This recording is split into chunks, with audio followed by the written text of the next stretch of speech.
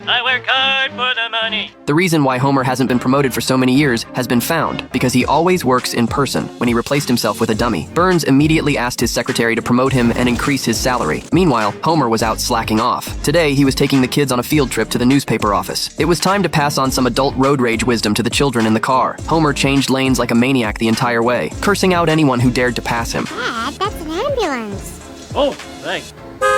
Ambulance! Think you're so big with your siren and your letters on backwards? Soon enough, they arrived at the zoo. That's when Bart reminded Homer they were supposed to be going to the newspaper office.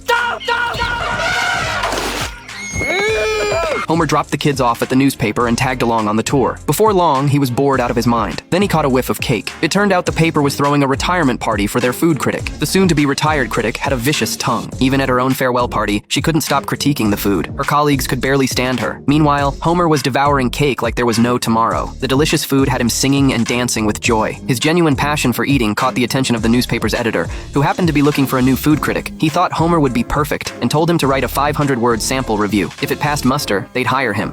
Thanks for the chance. You won't never regret this, Mr. Editing Guy. Back home, Homer immediately pulled out his typewriter, but his vocabulary was alarmingly limited. The editor couldn't help but laugh at his submission. Not only was Homer's writing terrible, it was riddled with typos. He'd even written "Flanders must die" just to hit the word count. Homer quickly apologized and swore he'd do better next time. Still not clean. Think your failure's still on me. Dad, I'm sorry the editor didn't like your review. I'll help you write a new review if you just let me use the bathroom. Still not clean. Still not clean. In the end, Homer turned to Lisa for help. He described the restaurant they'd eaten at the day before in barely coherent gibberish, while Lisa worked her magic, transforming his incoherent ramblings into a polished piece. The editor absolutely loved it and immediately decided to run Homer's article on the front page. Woohoo! Stop the presses!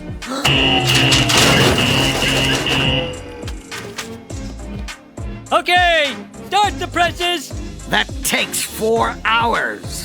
Whatever, I'll be at most. Homer took up his post as the new food critic. Everywhere he went, restaurant owners would bring out their signature dishes, begging him to write something nice about them in the paper. After that, Homer's job was simply to enjoy the food while Lisa put his impressions into words. Their food recommendations had an enormous impact. The whole town ate and drank based on Homer's reviews, and everyone's waistlines started expanding in Homer's direction. Even Burns got fat.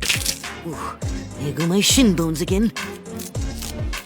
Homer's reviews were incredibly influential, which caught the attention of critics in other fields. They sought him out for advice. Now, on top of eating, Homer had all sorts of other work to do, like attending terrible theater performances. Homer sat there eating and roasting the show at the same time. Lisa thought he was being too harsh, but Homer's philosophy was to tell it like it is. In the end, he dubbed Krusty's performance the worst in 400 years. From that point on, Homer let success go to his head. If something tasted bad, he'd say so without hesitation.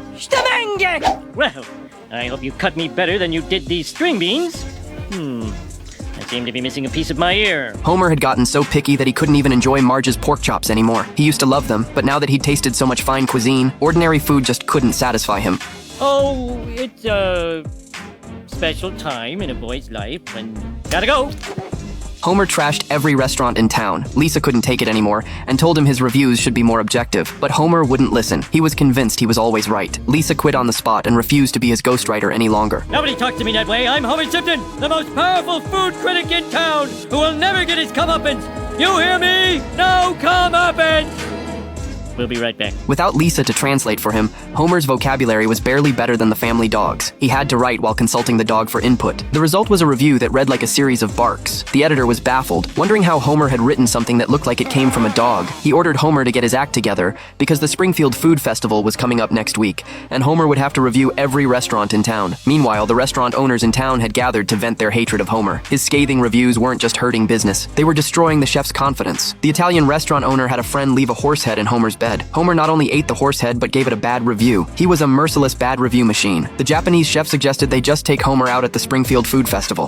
The plan was to keep feeding Homer until he couldn't eat another bite. Then the French chef would deliver the fatal blow, a pastry with over 1 million calories, slathered with 25 pounds of butter per square inch, so dense that light itself couldn't penetrate its surface. This pastry would destroy Homer's body completely. The day of the food festival arrived. Marge had a bad feeling about it. The moment Homer walked in, he encountered one bad omen after another. But as a staunch materialist, Homer wasn't about to let anything anything stop him from enjoying this festival. He started by sampling the Italian chef's dishes. He ate plenty but didn't have a single kind word to say. Meanwhile, the French chef was preparing the ultimate calorie bomb, adding more and more butter to the pastry. The Japanese chef watched gleefully from the shadows, even sharing his excitement about taking Homer down with the chef beside him. But Bart overheard everything. He found Marge and Lisa, and they split up to save Homer. By now, Homer was nearly at his limit. His belly button had popped from an innie to an outie. That's when he noticed the enormous pastry. He picked it up and was about to take a bite when Lisa shouted that it would kill him. But Homer didn't care and was still going to eat it. It's low fat!